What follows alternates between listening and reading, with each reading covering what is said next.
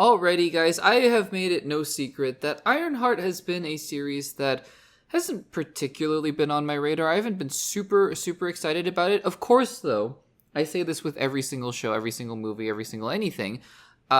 Most cases anyways. But I like to give all of them as fair of a chance as I can. I keep an open mind with everything and anything that I go into. So really, even though I'm not looking forward to anything, for example, a particular show or movie, I still really want to go into it hoping that it can be the best that it can be. So Ironheart, that's the attitude that I went in with it. We've talked about it before on the channel many times. We did our hopes and predictions, talked about the trailers and whatnot. And so, yeah, I mean, if you want to go check those out, check out my expectations. We'll dive a little bit more into it as we get into the spoiler discussion. But this is going to be, like I just mentioned, a spoiler discussion for Ironheart episodes 1 through 3. So if you have not seen episodes 1 through 3, or if you don't care about spoilers at all, then welcome.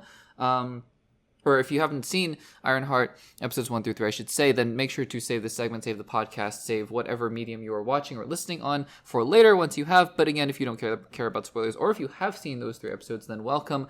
Let's dive right in. Yeah, like I was saying, guys, I mean, it's not that I thought there was anything inherently wrong with the trailers or anything like that. It's just, there was nothing that captivated me. I did like the suit-up sequences that were shown in the trailers. I thought that it was an interesting juxtaposition between magic and tech. I think that that's an interesting route to go, although you kind of have to thread the needle there because those two things, you just could be clashing, right? But I think that that's interesting. And again, I think really the biggest thing for me is that Ironheart was a show that it was filmed in 2022 and it just seemed like it got buried, and it just lost the momentum. I think there's shows like Daredevil Born Again, which even though it went through the strike and it went through all these rewrites and different things like that, it always felt like it had momentum on its side, even though the end product of the first season of Daredevil Born Again was not my favorite season. It was in fact probably my least favorite season of Daredevil that they've done, but still it just felt like, okay, we have a launching pad. Feels like Marvel has a big belief in it. Ironheart, I mean, by the release strategy of releasing 3 episodes one week and then the next 3 episodes the next week, it just felt like Marvel didn't have a huge belief in this show from the beginning, and that it's just a little concerning when that kind of thing happens. But again, we go into it with an open mind. So like I tried out with The Last of Us, I think towards the end of that season, I want to do this where I used to do a very strict play-by-play where I went through all my notes for every single episode and dove into all the details. And I wanted to still talk about the details. I still took notes and still want to talk about those different things. But I want to be a little more general and kind of treat it like I do with any other review. We'll talk about F1 and do a non-spoiler review of that later on in the podcast. And I just want to have it be a little bit more free-flowing. But we will still talk about each episode in some detail. So overall, Ironheart episodes 1 through 3. My overall impressions of these 3 episodes, again, full spoilers. I think there is promise. I won't say that I loved the 3 episodes. There are things in here that I thought really slowed the pace of what I think the potential of what these 3 episodes could have been. And I think that it really took its time to get going. And while on the surface, for TV shows that may not be a bad thing, especially with, longer seasons of television, right? Even if this show was 9 episodes long versus 6, I think then it would have been a little bit more palatable, right? A little bit more like, okay, take your time, let's get going. But by the next 3 episodes, let's really get going. But because this is essentially the first half of the story, it's a little concerning how long they took to get going.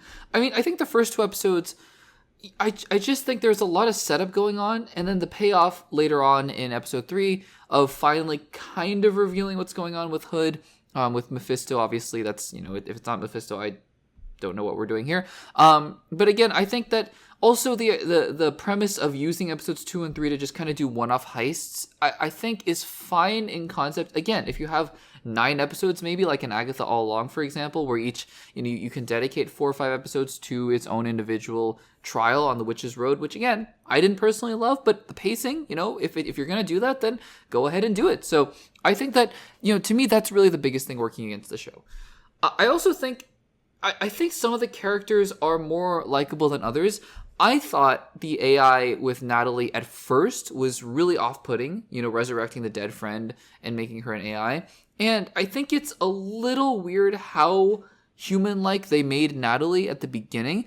But I will say this is one of the elements of the show that really did grow on me. And by the time we get to episode 3, I actually quite like the dynamic between Natalie and Riri. I think that it actually works well, that she glitches out based on the traumatic sequences that are going on around the rest of the episodes. And I think that it works well that she's the one comforting Riri at the end. I like that they have that dynamic. It's different than Tony and Jarvis, for example. You know, I like that she has more of that personality. I like that it is an ethical dilemma that they talk about resurrecting your best friend in a sense. And even the mom has a conversation about, hey, can you resurrect, you know, your stepdad? And it's like, whoa, yeah, what are the ethical implications of this? What's going on with all of, you know, the ethics and really the morality behind the situation of resurrecting your dead friend via AI. It's tricky, right? So again, at first I was a little not off put, but thrown off. That's what I was trying to say with the Natalie situation, especially because they started the entire show with that little montage sequence of her and Natalie, and I was like, okay, what's going on here? It seems interesting, but that is part of the show that really grew on me. Again, first couple episodes, I think the first episode is good enough as an introductory episode. There is one pet peeve I have of the show thus far that I'll, not even a pet peeve, just something that I think sticks out to me in a negative way. Because pet peeve implies like, it's just something that annoys me. It doesn't really annoy me. It's just something that I'm like, yeah, I don't know if they did a great job with this. But, you know, before we get to that, I mean, I like at the beginning how she's in MIT. I feel like that was a little bit condensed. It felt a little bit too short. Almost felt like she could have spent maybe one entire episode at MIT before she gets kicked out. You know, it felt a little bit too condensed. But I like, again, one of the things that I really wanted for the show to do was really stay in its roots in Chicago. Doing it fine so far. I feel like we don't have that same sense of place and people as we did with Jersey City and Kamal Khan's family and friends in that show. I feel like that show really tried to invest in those relationships and in that setting, at least for the first 4 episodes. Because obviously in episodes 5 and 6, we kind of, or 4 and 5, we just kind of go off on a side quest for a little bit to Pakistan. But still, I mean, I really liked what they did in that show with Jersey City. And I think that they're doing an okay job of that here with Riri in Chicago with her friends and family. And I don't think the supporting cast and the supporting characters are as memorable here as they were with Kamala's family and Kamala's friends. But, you know, I mean, I love Kamala's family, by the way. So, yeah, I mean, I don't know. Maybe it's unfair to compare the two. Maybe they're trying to go for two different things. But it's hard not to compare them because, you know, we're going for similar ages, right? That they're two young Avengers type characters and returning home and having adventures and whatnot. So, I don't know. That's something that occurs to me here. But, yeah, I mean, you know, we have the introduction here where she goes to find Joe, who is revealed to be Ezekiel Stane. That's something that I think we had heard, rumored, or confirmed a long while ago, and lo and behold, that is something that is confirmed later on. I do like, because, I mean, I think, and who knows, right? Maybe Ezekiel Stane is one of the villains of the show that we just don't know about. It's definitely possible that there's a big random turn that, and not random, but, you know, for now it seems like it would be random if he turns into a villain, because I actually really quite like the setup that they have going on with Ezekiel Stane of how he saw his father, and you're like, okay, brace yourselves for that quintessential villain arc of, you know, my father was killed by Tony Stark, and I'm out for revenge for, you know, him trying to kill Tony Stark, which, by the way, I'm saying that, you know, it's quintessential, it's classic, it's cliche, doesn't mean it doesn't work, right? It could very easily have worked. But I like the angle that they're playing here a little bit, where he's like, no, I don't want to be anything like my father. I think the most amusing line of the entire show thus far was when Riri is like, what's this? And he's like, that's my dad. Be careful with my dad. And you're like, oh my gosh, those are the ashes of Jeff Bridges' Obadiah Stane. That's crazy. So yeah, I'm curious to see where we go from here. I did think that Alden Ehrenreich being that kind of bumbling, weird character of Joe towards the beginning of this series was a little off-putting, but then as we get to know more about him later on in episodes 2 and 3, him being revealed as Ezekiel Stane, I'm like, okay, I can see where this is going. I'm getting a little bit more on board with it, right? I'm getting a little bit more on board with it. Let's talk about, though, because again, I mean, episode 2 was perhaps probably my least favorite, where they're just going and doing the tunnel side quests, and then episode 3 with the greenhouse is fine. I think episode 3 is the best, but I don't love the side questing here. I mean, it's not side questing. I know that they're committing crimes and whatnot. There's going to be a big point to this with Parker and the Hood, and you know, there are moments, right? For example, again, I do think actually the CGI is pretty good for Ironheart. I do like the suit designs a lot. I think that they're really cool. I didn't love them as much in Black Panther: Wakanda Forever, the suit design itself. although it wasn't like, something that just completely destroyed the movie for me or anything like that. So, but I do like the suits here a lot more. They feel very tactical. They feel very metal. And I think for when you're dealing with vibranium or nanotech or whatnot, it just feels very magic-y, science fiction-y, if you will. And I think that it's working a lot better in this show thus far. But let me get to the one big thing that is sort of holding the show back a little bit for me. We talked about the pacing a little bit. We talked about how, it's still taking a little bit of time to get going, obviously. We have the tease at the end that we'll get to at the very end of this segment. But really for me what it is I don't know why they rushed Riri Williams so quickly into criminal activity. It seems like something that might be a little bit small. And maybe if the show took its time.